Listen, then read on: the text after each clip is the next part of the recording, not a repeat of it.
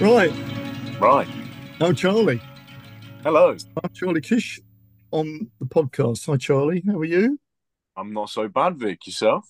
Cool. We were just talking about your the I don't know what you would call it, the sort of Hollywood um glazed filter, Yeah. a la It, 1940s effect that you've got on your phone.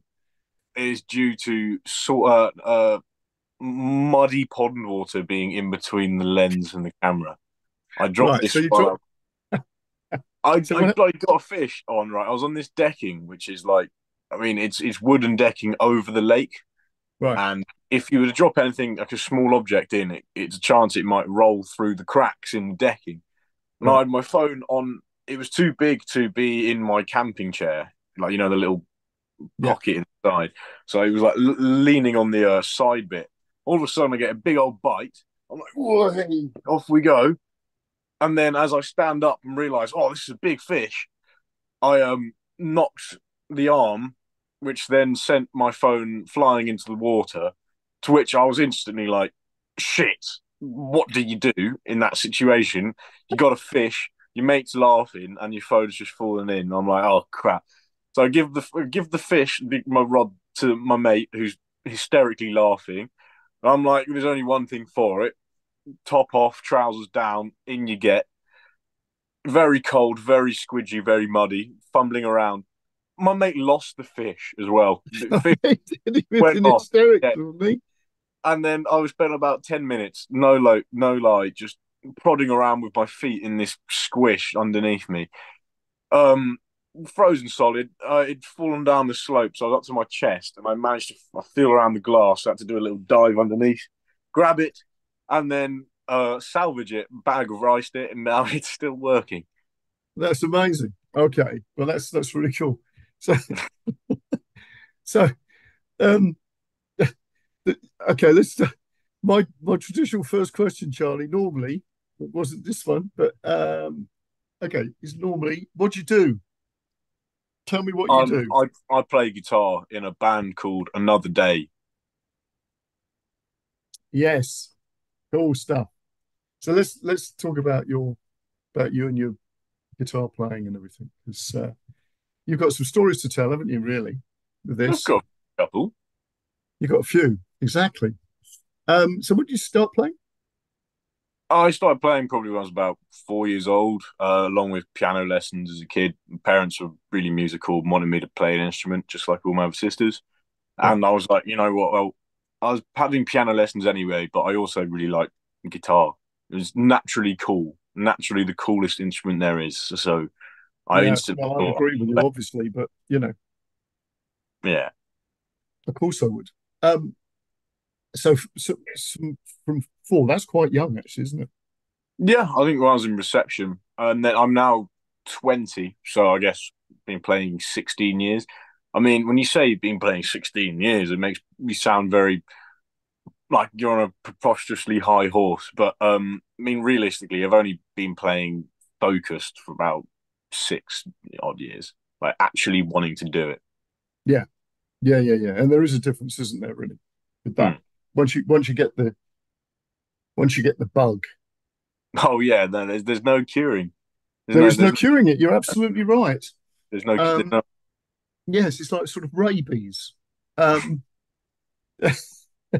once you get bitten, then gradually you get more and more insane about the instrument.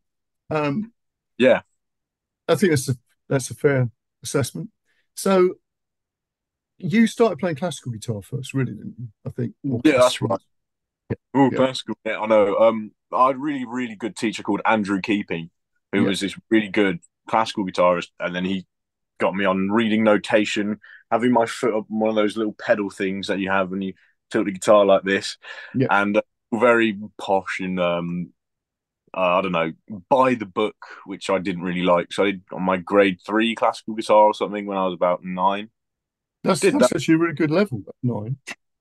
Oh, thanks. I mean, at the time, I didn't think much of Well, it. no, you won't think anything of it. That's the grade I've ever done. So technically, I'm still a grade three classical. But that's the only like sort of musical grade in guitar that I have. That's legitimate, I guess. Nothing else. Right, right. So you obviously moved over to electric, um, and I think I think you probably quite quickly got interested, didn't you, in actually playing because it was something different. Oh yeah, I remember. I wanted to get just before I'd got my first electric guitar, which is this red SG copy. I really started to get into AC/DC and absolutely love Angus Young. And my dad was noticing that I kind of was getting actually more into the guitar, and I was saying, "Oh, I can't really play these riffs on an acoustic guitar. I need a red SG like Angus Young." And then on Christmas one year, I got this Rock Tile SG copy, which then sort of changed the game. And then I've got loads of old videos of me like practicing a bunch of like riffs with my first tastes of distortion. Yeah, yeah, Ah, and how they cover up your mistakes and make you yes, appear. exactly. Oh, It's good, isn't it? Not only does it sound cool, it just means that you don't look like you played any wrong notes. It's really good. mm. Um, so how long did you think it was before you that started to fall into place then? What fell into place? Well, I think there's a point in time, isn't there, with playing where you just sort of get it right. I don't mean you get the notes right. You sort of get the feel of what it is that you're doing. I know my moment, my turning point. Have you ever been to a lovely shop in the Guildford land called Anderton's? Oh, yes. Yes. Well, I had a mate at school who was big into guitar gear, and he was like, "Mate, I'm going to Anderton's this weekend. Do you want to come? I'm going to buy a new guitar, but do you want to come as well?" And I was like, "Yeah, sure." And at the time, I was really getting into Gibson and Les Pauls. I thought Slash was really cool. I thought Jimmy Page was really cool. And I was like, "Yeah, sure." And I was looking at the website, going through all their guitars. And I was like, "Oh, whoa, that's cool. Oh, that's cool as well. Oh, Gibson Explorers. I want to try them." Get to the shop, spend like 6 hours in there playing guitars that I'd have to sell my all my organs to even think about affording, and I'd never be Yes, able to play exactly. these. But they were just really kind, even though I was a complete noob. They were like, "Here you go. Here's a 5 grand custom shop guitar. Have fun." And I'm like, Yeah. "Wow!" And by playing all of these Gibsons, it made me feel like, "Oh man, Gibson's the best brand. They sound the best. They're the beefiest. They're the most powerful. I've got to get myself a Les Paul because they're my favorite, and it's got to be the Cherry Sunburst because that's my favorite." And it's all very, I know, typical. But then I saved up for ages. Had been saving up for ages to get a guitar, a really nice one. And then I saw this classical, Gibson Les Paul Classic in 60 sounds in London on my Denmark Street tour of things that I needed to get because there's so many cool shops around, especially in London, that there's so many gems of guitars. I really wanted my guitar, my life guitar. You know what I mean? Yeah, yeah, I So know exactly what you mean. I was on a mission all day, and then I walked into 60 Sounds, played a few of the guitars, and then I saw this one in the bottom left-hand corner of the wall, and picked it up, and it felt like different to any other Les Paul. It felt Yeah. way smoother, nicer. It sang better. It's got coil tapping on it, so I can make it sound like a Strat if I want. Yeah, no, the Les Paul was my ultimate turning point because once I got a proper guitar, no excuses, a guitar that sounds great, and that was made me practice like 4 hours a day for the next like year or so because I couldn't put it down. It was too Mm. beautiful. Yeah. Yeah, yeah, yeah, yeah. Yeah. I know exactly what you mean. What's your Um, and what's well, the your thing turn? is, well, let's just cover that thing that you said that you picked that guitar up and it was different. It felt different from all the others. Mm. Because I think this is one of the things I think people find quite difficult to get their head around that you can have a guitar, a series of guitars that all are technically the same, but one of them isn't. Yeah, exactly. They could be made by the same person. Yeah, I Ma- know. And just one of them's completely different. Yeah, Um, and it sort of speaks to you somehow. It's very odd, isn't it?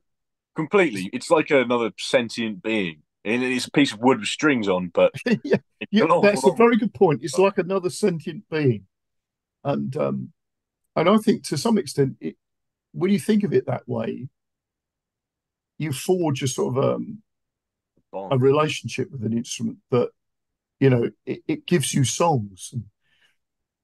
You know what I mean? Of course, I know And exactly and what. I've got a number of guitars that I'll sort of sit down and play, and each one will present different ideas to me. They make you play in certain ways. Like, They do, yeah, they yeah. do. If I hop on a 12 string acoustic, I'm probably going to lean more to do stuff like in G or D major because it sounds really nice when it's ringing out. If I'm on my Les Paul, I want to do like I don't know really bendy licks in E minor or something. And if I'm on I don't know my singer's Fender Jaguar, I want to play some I don't know like This Charming Man or some like Johnny Yeah, yeah. I Marr. was going to say some. Yeah, I was going to say it would be something like the Smiths or something like that. Of course, of course. Yeah, yeah, absolutely, brilliant. Um, so I'm quite intrigued by that because I think that's really important. And also It's it's a good excuse have to have loads more of than one guitar. Hmm? it's important to have loads and loads of guitars. Of course it is because I've said before, and I've probably said this to you. Women have shoes and blokes have guitars Yeah, yeah. for Do you mind no. if I record you saying that again and send it to my girlfriend because Yeah. she needs. Well, it'd be fine because we are recording this, so you can take that, you can edit a bit of that out and just. Perfect. But it Yeah. is, yeah, it is that sort of thing, and it's the same excuse. These shoes go with this outfit, right? Yeah. And you go, well, this guitar is does this and so on, right? Mm. Um, don't get me on to wearing what clothes match certain guitars because I'll be here forever. Because that's another thing as well. But anyway, I Hello, Strong. digress. So you're already playing with the band that you're in now. By the time you got that guitar, haven't you? So tell me a little bit about Another Day band. Tell me about how you who your band members are and stuff. So, my band started in lockdown, and it was essentially my cousin coming to me and being like, "Yo, I've I've just watched this supersonic documentary about Liam Gallagher, and it's amazing. And I'm picking up my guitar again. Check out this album by Oasis." And I was like, "Mate, I've heard What's the Story, Morning Glory." Like, and but it was this turning point, and we'd got really into just the Beatles, Oasis, the Stone Roses, Ash, all sorts of these like Britpop era sort of bands that were just changing our whole perspectives and everything. And then I said to Louis one day as he was like fumbling around with some crappy power chords, I was like, "Why don't we start a band? Like we've always wanted to do something like this. Why don't we just start a band?" And he was like, "Okay," and we did. Then we convinced his younger brother, my other cousin Jonty. Mate, he had guitar lessons when he was a kid, but he stopped having them because he didn't like them. And we were like, "Well, how about we give you a bass? It's two strings less." And he was just built for a bass. He's got massive hands, and he's a bit like, well, I don't know, doesn't say much. So perfect combination. We gave him the bass. He started plodding around, and he's now got a lot better. And then we've gone through a few drummers in the 4 years we've been a band now. It started off with another cousin who we were now all four cousins in the band. There's only three of us now. But the other cousin who lived in Birmingham, he was our old drummer. And that worked well for about a year, but he couldn't, because we're down in South Kent and he's up in Birmingham. We couldn't really be a band properly, couldn't rehearse, couldn't do lots of shows that we wanted to do. So then we got a new drummer who was a session drummer called Harley. And this guy, when I say he's the best drummer you've ever heard, he bloody was. He'd been there and done that. Played so many different bands, played so many different gigs. He was about 6 or 7 years older than us, which was a bit of a we didn't really connect with him as we wanted our next band member to be. He was everything we needed in terms of a drummer and quality musician. Would show up at a gig, never make a mistake, and be just as tight as you can be, really, as a drummer. But personally, we didn't get on with him. as well as we ideally would have liked, and his availability wasn't very good because he's working a full-time job trying to get a mortgage, which is different life stages to us. So we I don't know, had some tough conversations, and then we found a new drummer who we've just switched to now. He's called Mitch, blonde lad from Northampton. He is so cool, and he's been changing the band look, style, feel, and branding once again. And this summer we've been taking a summer off of gigging and been rebranding the band, not totally rebranding, but just moving in a different direction and becoming a lot more professional about it. Um, yeah, there's so much to go into, and I'm aware that you haven't said anything in a little while, so probably Oh, keep that's me. okay. Well, I like to just sit and listen. So that's good. I feel like I'm going on off a big old No, no, tangent here, you're good. You're good. but So, yeah, no, the because you band is see, it's an interesting points here. How one member of a change of one member in the band can transform the sound yeah, completely because it drums. changes the chemistry, Mm, totally changes the chemistry of a band. And the other thing I thought was interesting, and I'd like to pick up on this, how you started, because lots of bands start like that, which is slightly not planned properly. It's like, hey, why don't we start a band? You know, real sort of. It's almost like something off a like a but movie score. You know what I mean? yeah, yeah. Um, like a movie script. But the first band I was in was like that. I can remember sitting around with a load of mates, and one guy went, "We should start a band." Mm. And then we sort of were like, "Well, you know," somebody went, "Oh, I'll play drums," and some. And nobody had any instruments, Yeah, yeah. right? And nobody. I mean, the friend who suggested it could play piano really well, right? It was like sort of grade 8 piano. And what was weird about it was that we all got into the idea of what we were going to do. The first thing I did as I left his house, there was a music shop I used to live in Dartford at the time. And I went to the music shop and got some pictures of some guitars. Because I Hmm. just thought, we've got to start somewhere. Yeah. And within a couple of weeks, the guy who said he was going to play drums was had worked out how he could create a drum kit without a kit because he didn't have any money.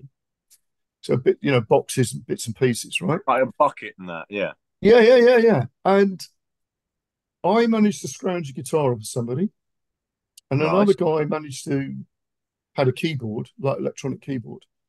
And we started That's a like, band. yeah, exactly. But you hear that like the Foo Fighters, and Dave Grohl was saying that that's what the Nirvana did. It's like, well, we just sort of got together and made a load of noise. Yeah, it's not like they had a grand plan. Um, and I think that's really important because somehow you're starting from a point of view of the enthusiasm of just doing something. Oh, it's the And most I think thing. that's absolutely crucial. Being in a band is so like, I mean, it was really impulse, but it was also something we've been like subconsciously wanting for ages. We've always wanted to be like massively famous for a reason, and we've always had music lessons, and I've always been really into music, and I have always just thought, like, what if, like, what if I Yeah, became a yeah, famous rock star and that'd be amazing, and live the life, do this, do that. I mean, but it actually came a turning point, and like, we can actually do this. Like, I mean, yeah, there's a lot of competition, and there's a lot. The industry is very yeah, problematic in places and times, yeah. but we've really got a solid management at the moment, planning everything out, and it's all going according to plan. I'll say that much. We've just had a release of some early bird tickets for our headline gig in Camden Assembly on the 6th of September. So that's our next big focus gig. Over the past 3 days, we've just had an early bird flash sale of 100 tickets, and they all sold out. They sold out last night. So the third It's day supposed to be for the early bird flash sale was no longer needed. So they all sold out. brilliant. So you've done some really good gigs. So talk a little bit about what you've done with this, because you've made some really interesting contacts. There's lots of stuff that you've done, which I think is really interesting. How you've made contacts with people, how you've managed to use things like Instagram to get a following and stuff. Um, because you're doing it in a way that obviously none of this stuff existed when I was, Of I course. did stuff in a different way, but there is a similarity in it's almost like you're sort of hustling. And I think this is really important because one of the things that I think people are being misled at the moment with things like, you go to a college and it doesn't matter where it is, whether it's even some of the really good places. Mm, But you end up with this sort of idea, and I think it's a misconception, that there is a career path type of thing, that you go and do that, and then this will happen, and then you do that, and then this will happen. Whereas it's not like that at all. It's like, it's more like, and I've said this before, but it's more like a sort of an entrepreneurial thing, right? It's like running a little business mm. and just seeing an opportunity for something which you sort of grab at that moment. And what you've done is really like that. You've so talk a little bit about the Instagram thing because you had this interesting uh, cross. What do you call it? Fusion. Well, you've got somebody else in the band who's got a lot of following with something else, haven't you? Yeah, that's right. So our lead singer, Louis, he's also a YouTuber, and his YouTube channel is all about doing trampoline tricks and extreme trampolining things. They're called radial flips, and he honestly is way more passionate about music and is way more driven and invested in the band and the songs. And this is just that like it's almost just this side project which he does with his mates. But however, if you hold on 1 second,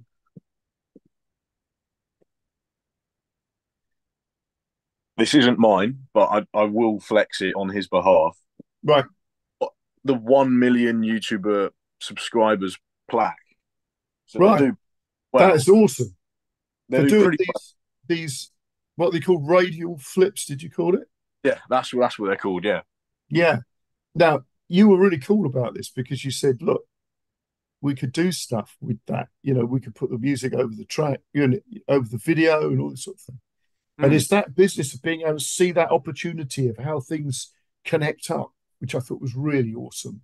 mm. Yeah, yeah, yeah. Brilliant. They are two very different things, Yes, and they are. But it's also just about converting the fans from one thing, yes. not brainwashing, but No, no, heavily no. convincing something that they would like, and then they end up liking it. It's Yes, just like exactly. humorism, basically, at the core. Yeah, but the thing, yeah, sorry. I'll be right back. Sorry. That's no problems. Yeah. He'll probably know I've moved it an inch or two to the right. What he would do if he's been doing, if he does trampolining, he would have to know exactly where things are. Exactly. Anyway, um, but what I thought was fascinating about this is, of course, there are links with music with other things like skateboarding, for instance, right? Oh yeah. Same thing, right?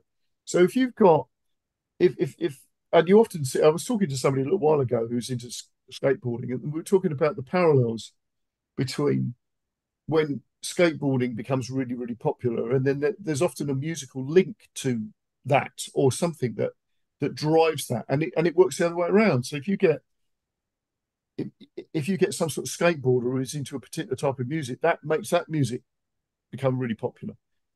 And I see that, it doesn't have to be skateboarding, does it? It could be trampolining, it could be anything where And you sort of go, you just make that comparison. But I don't see that a lot with people where they think about what they do musically. They don't think bigger.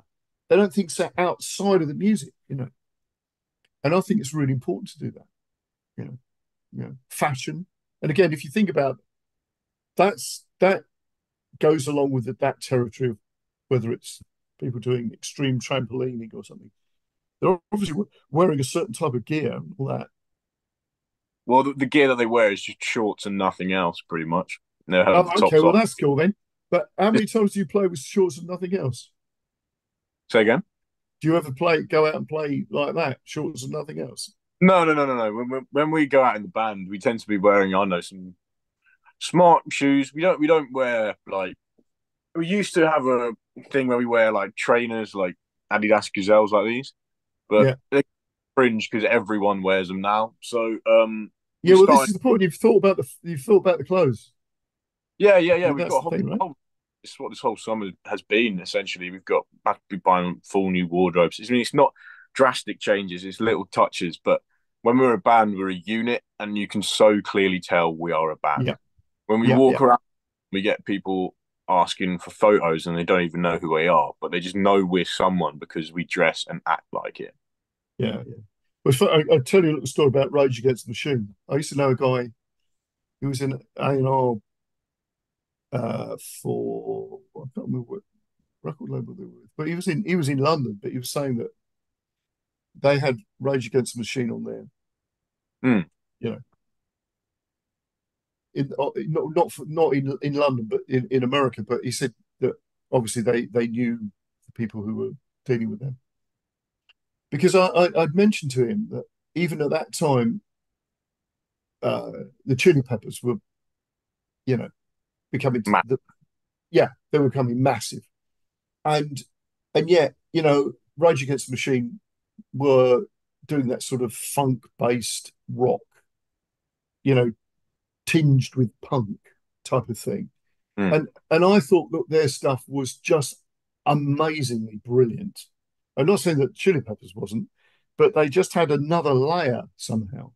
And I just happened to say, it's a shame that they haven't really made it bigger than they. And obviously, they went on to make it quite big. He said, "Yeah, but they're a nightmare to work with." mm. Right? I said, "Really?" I said, "Like what?" He said because they're really politically proactive.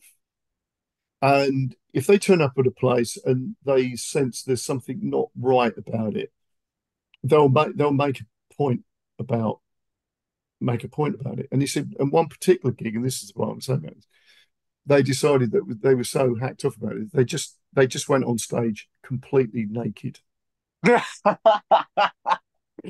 right? Oh, All of them completely naked and just played. ball, fair play. I mean, that's just legendary. Like, I mean, there's I yeah, don't know where it was, and I never heard it anywhere else. But this guy said that, so you know. that's incredible. You can't beat that. You can't be mad at that. The ultimate. Fuck you! I won't do what you tell me. Yeah, exactly. Well, that's the point. It was, that was just after their first album, I think.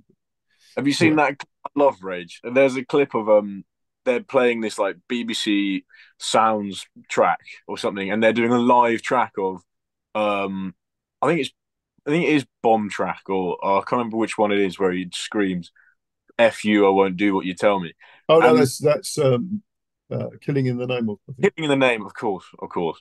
Um, they had specific instructions not to swear. Well, Not that's just ridiculous, isn't it? as soon as it comes to that bit, they do the big build, and it goes right onto the singer, and he goes, "Fuck you! I won't do what you tell me." And then they cut it. That goes black screen. They go, "Oh, sorry, we're having some technical issues, mate." Yeah, well, that is exactly what I'm getting at. That's Legend. exactly the thing. But the thing is that the Doors back in the '60s, they were on some, don't know if it was Ed Sullivan show or something like that. And they were going to do, It would have been in the 60s. yeah, I think it was Ed Sullivan show. Yeah, and they were doing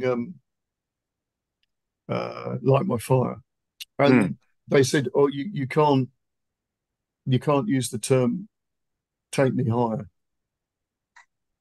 like you know. Oh And no. it was like, well, okay. And of course, when they went on, they just didn't take any notice, and they just carried on as normal because why wouldn't you? Mm. You know, but it's a bit stupid, really, booking a band and expecting them not to do what they would do. It's a bit like that thing with the Sex Pistols, Mm. where and of course they capitalised on the fact that they'd said bollocks on telly. Yeah, yeah, yeah. I remember. Is it Joe Strummer in that interview who's just swearing all? No, no, No, no, no, no. it's um, I think it's not Sid Vicious. I don't know. What is it, Sid Vicious or Johnny Lloyd? I can't remember. Oh no, no, it is Johnny. It's Johnny Rotten. It's Johnny Rotten. Yeah, yeah, yeah. It's Johnny Rotten. The news reporter is so like taken aback Oh by no, his. the guy who's the reporter really sort of set them up. Mm, He was being a bit of a smart ass. yeah, and then Johnny Rotten comes in and just. I think he Yeah, was the person to swear on live telly back in the yeah, yeah, UK. yeah, yeah. But it was That's like, you solid know, yeah, title. exactly, exactly. Um, anyway, that's the rabbit hole we can go down because they won a court case about bollocks because what they did was I got a feeling that by the time that happened, Richard Branson was had them on board because I don't think it was EMI because I think EMI paid them off. Can't remember, but anyway, they ended up in a court case about using bollocks. But what happened was that they got a uh, somebody who was an expert in Anglo-Saxon or something or other, or medieval English, and apparently it was an item of clothing worn under a cassock. Of course, Yeah, so it became slang. slang. So Yeah, so bollocks was a I don't know, some sort of bit of underwear or something. wow, would it cover your bullets? Probably, Probably. probably that's why it was called that. I don't know, Yeah, yeah. but It's like but the that's how phrase. they got off it. If something like that, I might got that slightly wrong, but it was an item of clothing anyway. So it was. Yeah, that will mean it. It's like So when the, people say, the, the "Oh, actual I'm court case fell apart. yeah." It's like it's like when people say, "Oh, I'm knackered. Oh, I'm bloody knackered. It's been a long day." And you actually think what knackered means. It means to have your balls snipped off. Yeah, So if next time someone says, "Oh, I'm knackered," I'm just gonna be like, "Does it hurt? Are you yeah. leaking?" Well, there's the joke about the is it a Ken Dodd joke about the guy who's castrating camels, and he's just got these two bricks, Oh, oh. and this person said, "Oh, no, no, no." He said, "Well, only if you get your fingers in the way." It's it's something else. Okay, let's get off let's get off the Sex Pistols thing. So Camel ball crushing. That's it. yes, That's not even pushing my mind now. um, okay. Oh, So where were we? Yeah. So the band, you've made some interesting contacts. There's another thing I thought was fascinating about what you've done. You've met some interesting people, haven't you, in your yes, travels? yes, we have, and we try and make the best relationships and try and upstand the sort of best reputation for ourselves. Yeah. The industry is all about reputation. If you have one bad gig and call someone a wanker, chances are it's probably going to hurt you 5 years down the line, and you Uh, don't realize. Absolutely, So totally. we were out and about London town, and we ran into this very flamboyant looking old fellow called Philip Salon. Now he was part of the Bromley contingency, which followed the Sex Pistols around everywhere. Oh, One well, of those, that's interesting. We should talk about the Sex Pistols. Go on. well, and he ended up being best mates with Vivienne Westwood and had this massive string of nightclubs and owned a fashion brand and was big within the fashion industry. And Oh, he's worked right. or styled them, and he's sort of semi-retired now. He's more of just like a famous person who introduces famous people to other famous people, kind of like one of Yes. those socialites. I think that's the word. Yes. That Yes. Yeah. Yeah. I got it. came to him, and we instantly got on. He really likes our stuff. He played him a few songs, and he really digs what we were about. And he's like, "What? I've got to take you to a few of these clubs around London." And we were like, "Well, what clubs?" He's like, "First of all, you got to go to Soho." And we were like, "Okay, yeah, cool, Soho." He's like, "You ever heard of a place called the Groucho Club? Let's get you in for free. Come on, in you go." And we were like, "Okay." I mean, That's apparently brilliant. some fancy club. We get in. There's this cool cat playing some jazz piano with a double scotch on the rocks right next to him there. There's a guy sitting there with a snare drum on whips, and everyone's sat around very, very elegantly, very well dressed, very up themselves. I mean, you can just smell the Yeah, wealth. no, I got it. Yeah, I got it. But walked in. You honestly, you don't know who you're chatting to until someone afterwards No, says, "Oh, nice famous magician in America," or they were on This Morning Britain. Yeah, yeah. yeah, Like, well, I actually have bumped into Holly Willoughby once. That was funny. But I was beyond drunk. It was I can't really remember it very well. But anyways, we're not going to get down that rabbit hole. Um, we went to the Chiltern Firehouse as well, which is another place that Philip wanted to take us in. It's really sort of elite private members club, which you can is very difficult to get in. We queuing up for I don't know 10 minutes, and we just get ushered through this door, and up we go, and then we get walking through in this very bougie bar where it's like 30 quid for a beer, and and you're pissing on ice cubes in the urinal with lemon and lime slices there. Oh, it's ridiculous, ridiculous. Oh, we bumped into Turner of Arctic Monkeys. He was a oh, lot smaller than I was expecting him to be. He's only like 5'8". good. Camera angles, but yeah, told him about the band. Met the rest of them. They were the Arctic Monkeys. They were all chilling in the firehouse. Met some like other sort of music producers and people within the industry as well who you don't you don't seem like they would be massively important people. But there's this one guy we started chatting to, and he was like, "Oh yeah, like what's your band doing? What kind of music do you make? Can I have a listen to some of your stuff?" And then after we'd done all this, like at the end of the conversation, he was like, "Oh yeah, by the way, like I'm the sort of main Capital director for like Capital Records, and I own this and this, and I have a office here and here. I would be interested in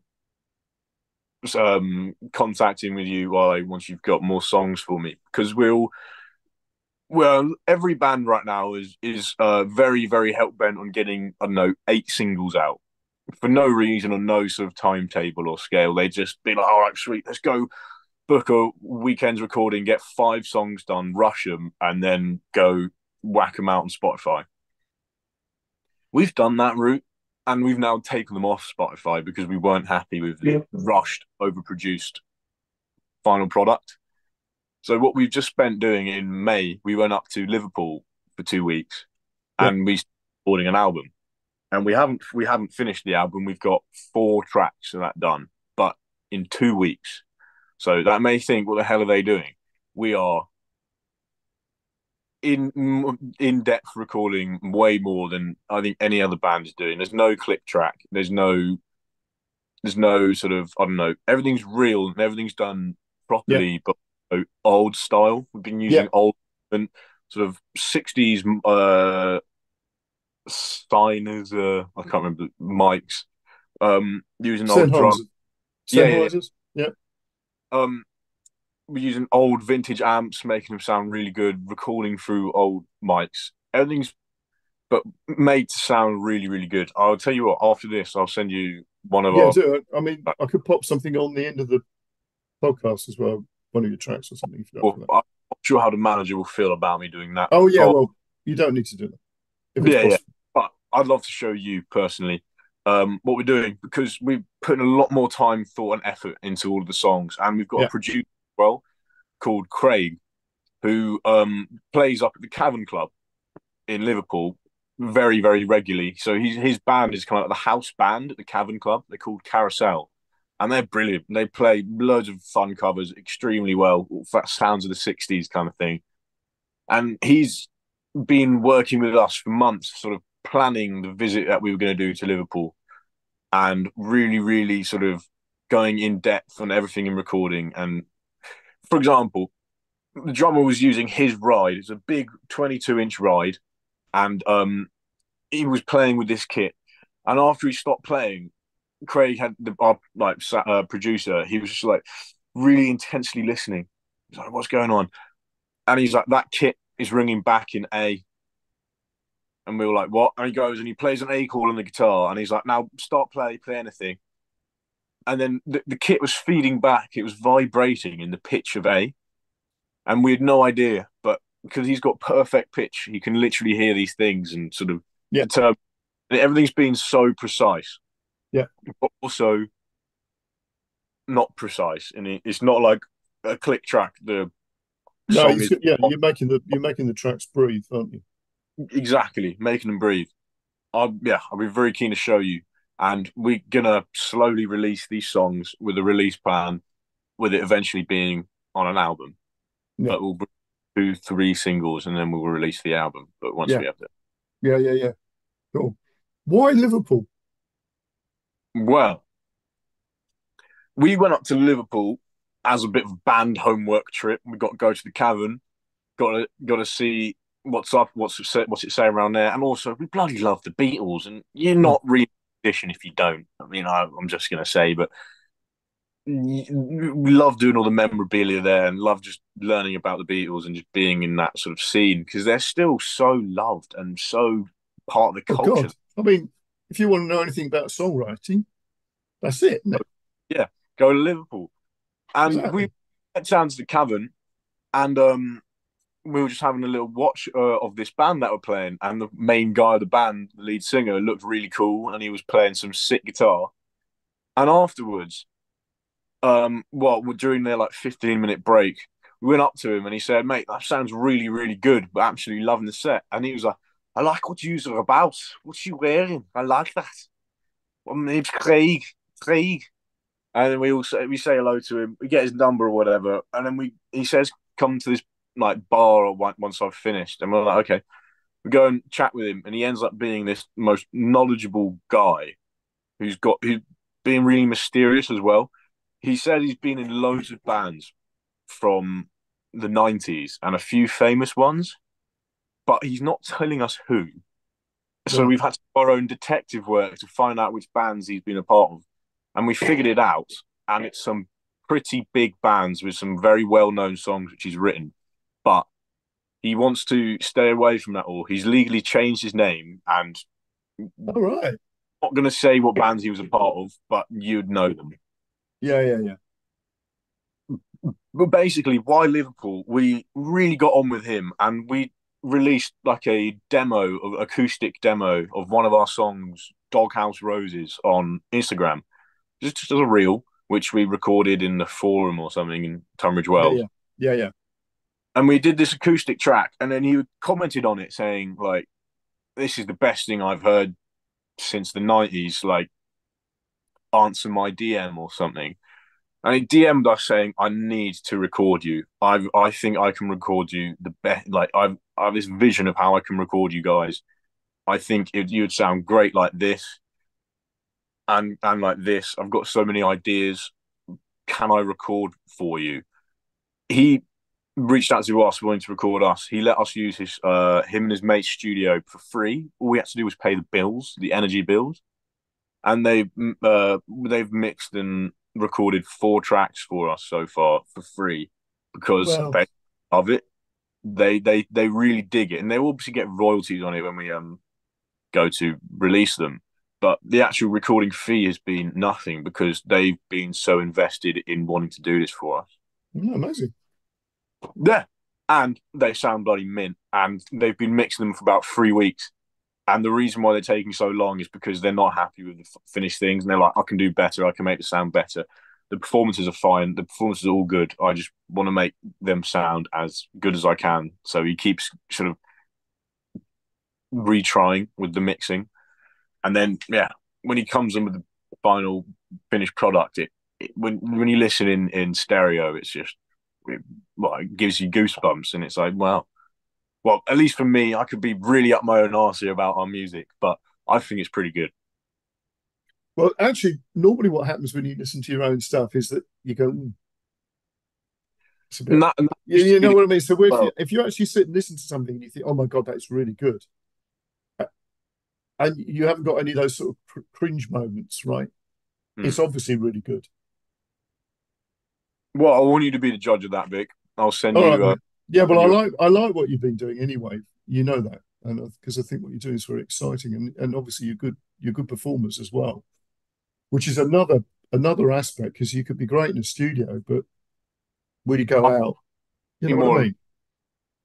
We don't do a lot of studio time, and then recording like that in that depth, we didn't have much experience on. No, exactly. So I, it really is about the fact that you can perform. yeah, like live shows. I mean, hey, mate, they give me a reason to wake up every morning. That's just the best thing ever, man. Just playing in front of a big crowd, ripping a solo, doing a little. Oh yeah, it's great fun. Yeah, I know. I die till I die.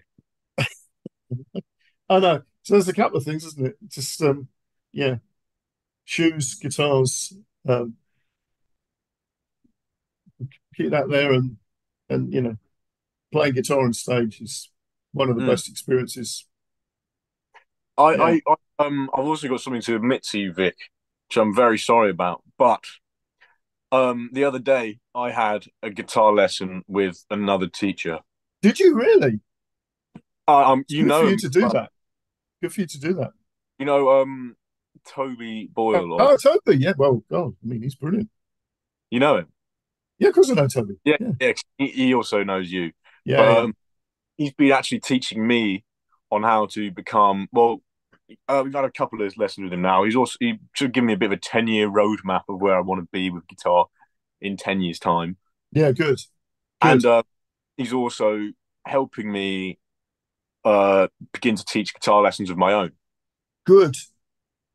Good. I did an interview with a guy who's a great friend of mine, who's a flute player called Paul Chenoweth. And the and he said, if you want to be good at something, teach it. Mm, mm. Because the thing is, as soon as you start trying to explain to somebody what you're doing, That's when it does get hard that here. is Yeah. the thing that suddenly it unlocks in your mind stuff about it that you not contemplated. Because Mm. you have to put it, you have to frame it in a way Complete. that explain it. It's like I was trying to teach my girlfriend the other day how to play I don't know "Live Forever" by Oasis because she sees me playing guitar all the time and she's like, right, I've given up trying to get his attention from the guitar, so she wants to get my attention with the guitar and she wants to start playing as well, which I think is brilliant. Yeah, But and I mean, I've never done much experience teaching people, but my initial reaction is like, so just play a G chord like this, just put your fingers here, and then just play, and then move to a D, and then like an A minor. And she's like, yeah, but what is that? I'm like, G's a G, mate. Like, I don't know what you mean. It's just a G chord. It's got a root note G, and it's got a B, then it's got a D, then it's got a G. And then she's like, yeah, but like, what do these things mean? And I'm just like, how can you not know? But I've literally learned this shit since I was 4, and I did yes, Jesus. exactly. It's Exactly. it's like speaking French to me. I know what music is, but other people just no idea. Yeah, absolutely. To get that Absolutely. to someone who doesn't know anything it is the hard part, and you have to explain it in a way where it is understandable. But if you know so much, you've got to like leak it to them slowly, so you don't like overwhelm them where they don't actually learn anything. But the interesting thing about it is that when you deconstruct that thing that you know, you start to stumble across other things that you hadn't put together, right?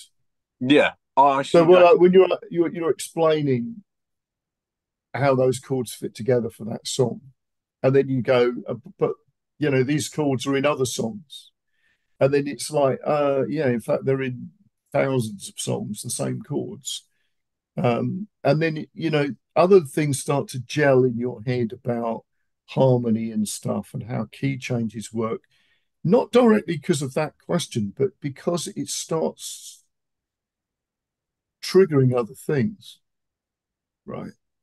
And What a slope in a way that it gets you. Once you think about that, it gets you down this rabbit hole of how everything else works. yes, yes.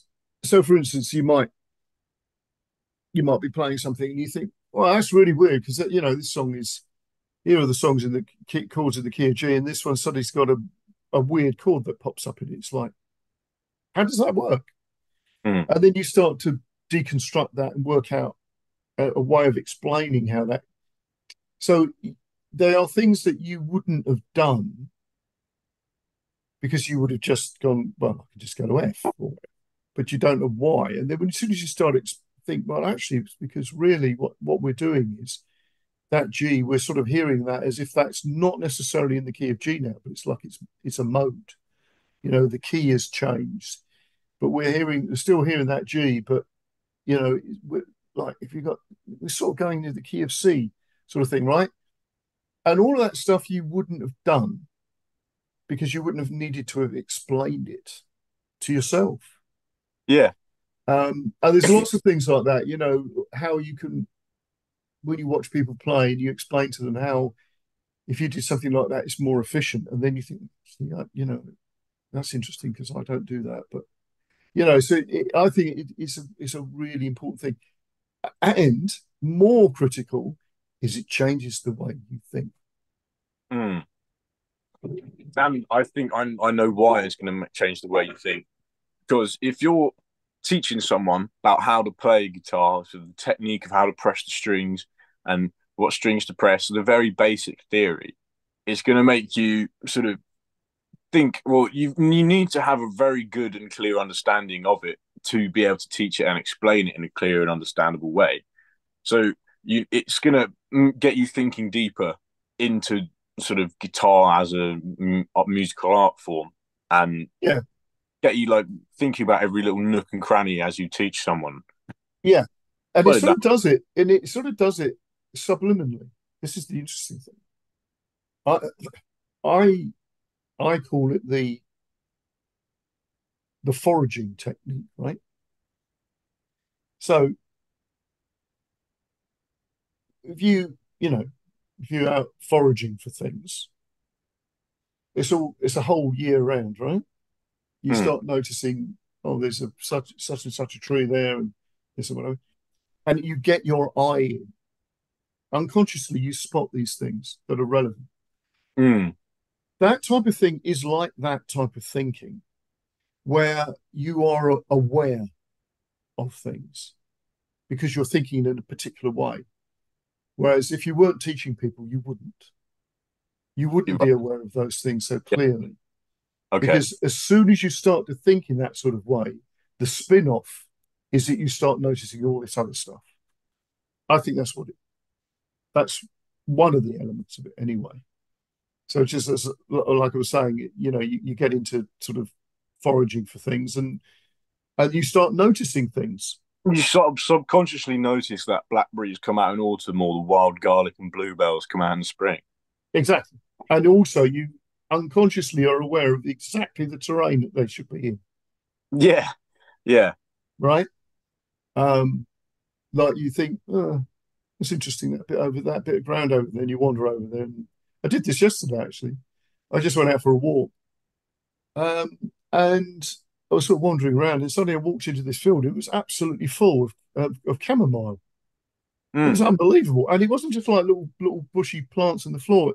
They were like massive plants everywhere, and it was like, okay, I've stumbled into because you could actually smell the chamomile. It's just like Mm. incredible.